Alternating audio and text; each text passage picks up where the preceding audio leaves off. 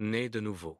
Jésus lui répondit, en vérité, je te le dis, si un homme ne naît de nouveau, il ne peut voir le royaume de Dieu. Jean 3 contre 3. Naître de nouveau.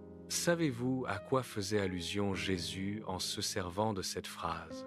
Il utilisait le langage de l'alliance et expliquait à Nicodème ce que cela signifie d'avoir une alliance avec Dieu. Laissez-moi vous dépeindre l'image qui, selon moi, occupait sa pensée à cet instant-là.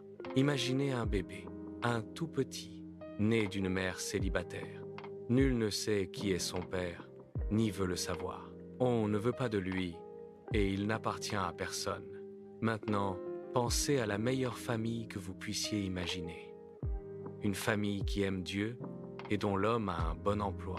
Des gens bénis financièrement, généreux et aimants. Et voilà qu'ils s'éprennent de ce bébé abandonné.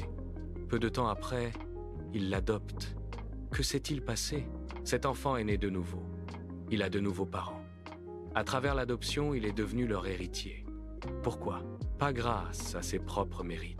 Ses parents n'ont pas dit « Regardez cet enfant ». Nous sommes vraiment impressionnés par tout ce qu'il a fait pour nous.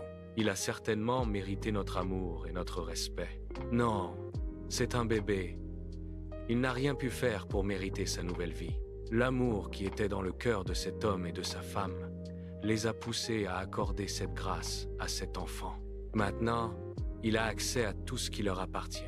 Lorsqu'il lui donne le biberon, le bébé ne le rejette pas en disant « Je suis si humble et si indigne, donnez-moi seulement de l'eau ». Bien sûr que non. Ce bébé se comporte comme un membre de la famille.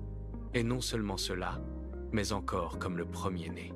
Du temps de Jésus, un enfant adopté jouissait des mêmes droits et privilèges qu'un fils aîné. Voilà de quoi Jésus parlait quand il disait « Il faut que vous naissiez de nouveau ». Il parlait de la grâce, d'une relation nouvelle basée sur la faveur de Dieu.